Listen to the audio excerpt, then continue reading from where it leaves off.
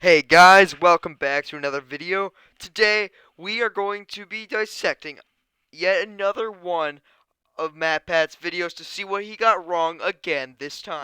Connection terminated. You know what's always bothered me about FNAF? The lack of information we have on William Afton's past prior to the 80s. I have a bulletproof theory on his true identity, a surprising twist in the tale that we thought we understood.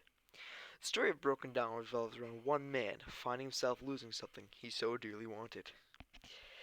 Adolf Hitler, seeing that the war was at a German loss as the Russians forced their way through the lines and into the city of Berlin, knew he needed a way out. He initiated his backup protocol and said goodbyes to his co-conspirators. Fritz Kopser, one of Hitler's closest friends, was sent to care for Eva Hitler. However, Joseph Goebbels had found another plan. As the Führer's escape from Berlin was underway, Goebbels and his men forced their way into Hitler's underground bunker, where Fritz Bach was briefing Eva at the time. Goebbels had both Eva and Fritz Bach poisoned. They both died. Nazi technology was used in order to change the perception of everyone who entered the room, including all of the guards who had their memory erased. Unbeknownst to Goebbels, this was all part of the plan. Hitler's plan. Adolf Hitler himself managed to escape via the underground tunnel network 600 feet below the city of Berlin. A secondary bunker filled with food and other supplies awaited him in Potsdam, where the tunnel network ended. Meanwhile, professional criminal and escape artist Leon Trotsky worked to get a suitable disguise for the dictator. He had faked his own death 5 years ago in 1940 by the end of an ice axe, thought to be part of Stalin's grand plan to erase one of his only oppositions. The two met in Potsdam at the secret bunker beneath St. Nicholas Church. The two disguised themselves as civilians, with new identities being backed up with identification papers. Hitler himself had to undergo rigorous disguising of his facial features and the melancholy shaving of his beloved mustache. They used prosthetic facial technology in order to create alternate identities for themselves.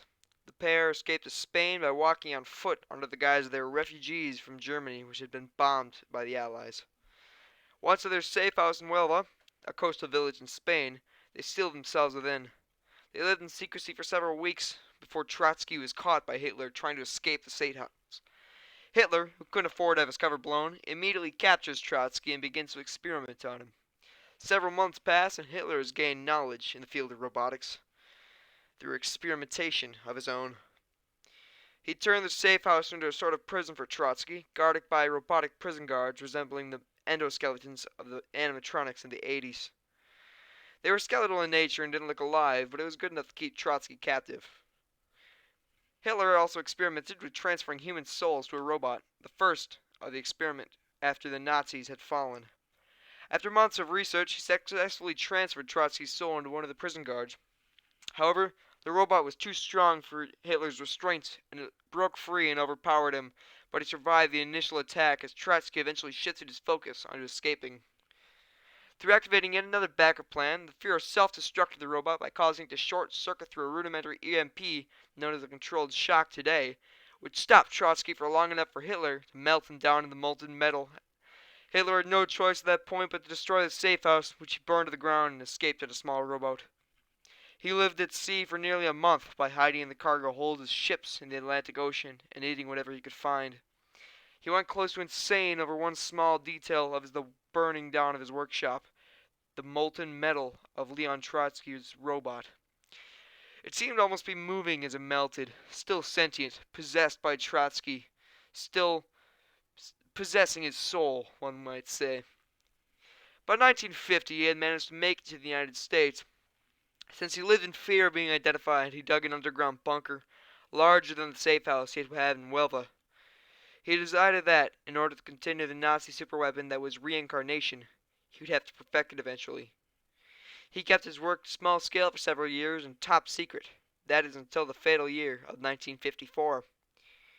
1954, agents from the Federal Bureau of Investigation forced their way into Hitler's bunker and caused him to retreat into the mech suit that he was in the process of designing. As Federal agents entered the bunker, they deployed tear gas.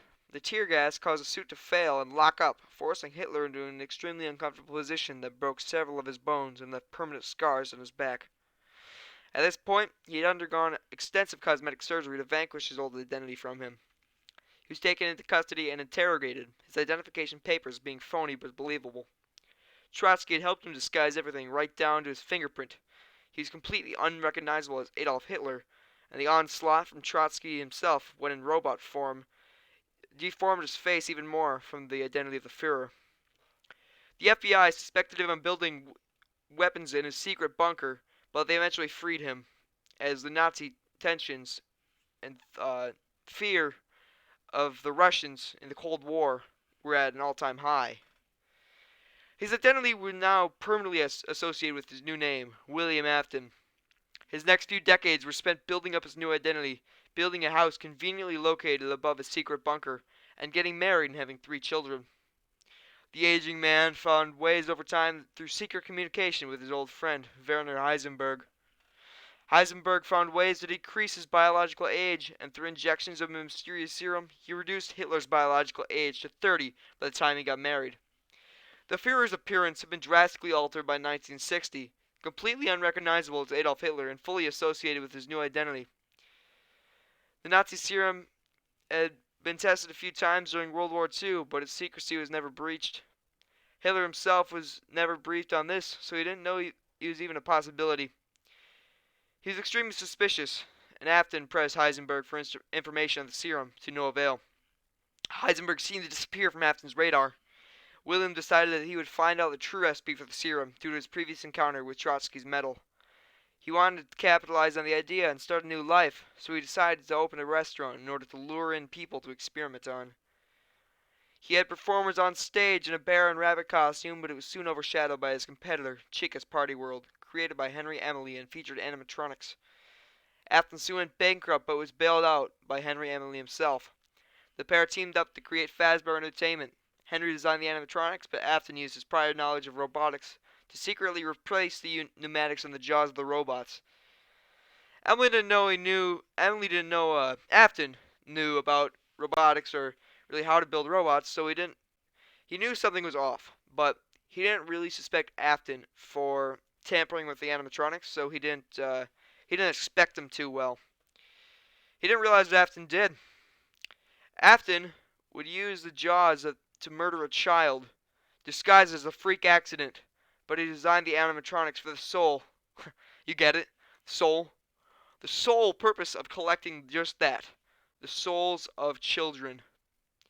Afton wanted to experiment on children to harvest their souls, similar to how he harvested Trotsky's, but couldn't find a way to do it until then, when he had access to animatronics that he could use to lure in children. He then created the Funtime animatronics to do just that, improve on the pneumatic jaw design. Rather than killing children outright, he would trap them within the animatronic bodies, ready to be experimented on, alive.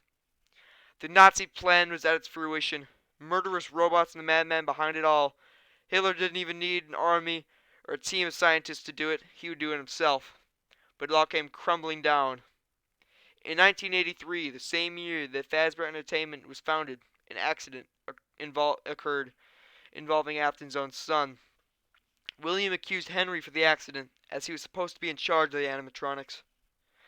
From then on, the timeline as we know it continues. Afton fell victim to his own creation, the hybrid suits that had murder's intent and the capacity to kill.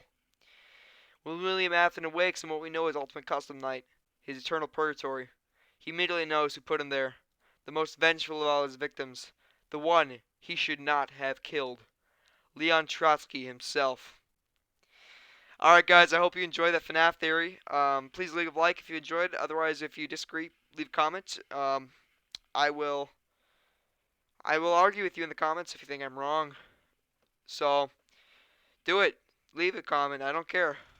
So, I'll see you guys in the next one where I will be dissecting another part of the FNAF lore. Probably related to Hitler again.